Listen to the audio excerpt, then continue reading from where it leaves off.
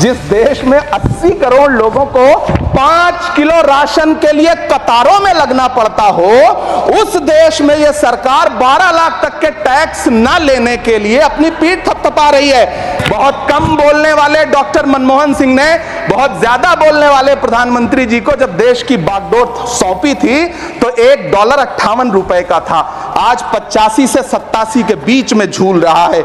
इन दिनों रुपए की अहमियत गिरती है तो न तो देश की प्रतिष्ठा गिरती है, न प्रधानमंत्री की गरिमा। हुकूमत इस कदर आवाम पर एहसान करती है, ये आंखें छीनती है और चश्मे दान करती है।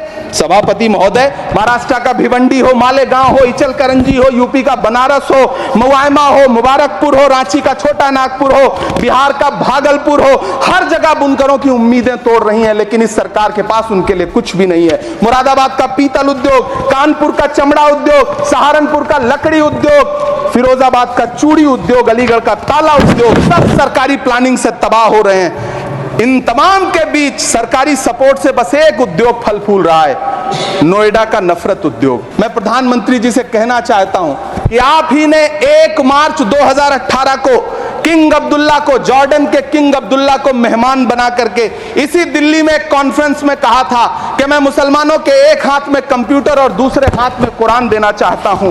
कंप्यूटर देने की बात तो छोड़िए, पढ़ाई के लिए जो स्कॉलरशिप मिल रही थी उसको भी छीन लिया आपने। हम समझते हैं इस साजिश को। आप माइनॉरिटी मिनिस्ट्री का बजट काटते काटते एक दिन मिनिस्ट्री को ही बंद कर देना चाहते हैं। वो जहर देता तो सबकी नजर में आ जाता, सो ये किया कि हमें वक्त पर दवाएं न दी। अलीगढ़ मुस्लिम विश्वविद्यालय का किशनगंज सेंटर बजट के अभाव में दम तोड़ता जा रहा है। आखिर कौन सी नफरत है? ये मुल्क हमारा भी है, इस मुल्क की मिट्टी में हमारा भी खून पसीना शामिल है। हमसे इतनी भी क्या नफरत? रिश्तों की ये नाजुक डोरें तोड़ी थोड़ी जाती हैं, अपनी आंखें दुखती हो तो फोड़ी थोड़ी जाती हैं।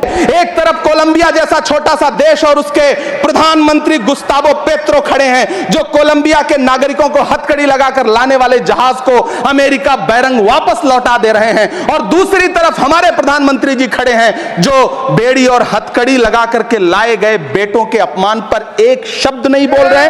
पन्ने पलट रहा हूं, मुझे 2 किरदार याद आ रहे हैं। एक तरफ निक्सन के 7वें बेड़े की धमकियों के सामने लोहे की तरह अडिग इंदिरा गांधी खड़ी हैं, तो दूसरी तरफ खुद ही नमस्ते ट्रंप का नारा लगाते हुए प्रधानमंत्री जी खड़े हैं।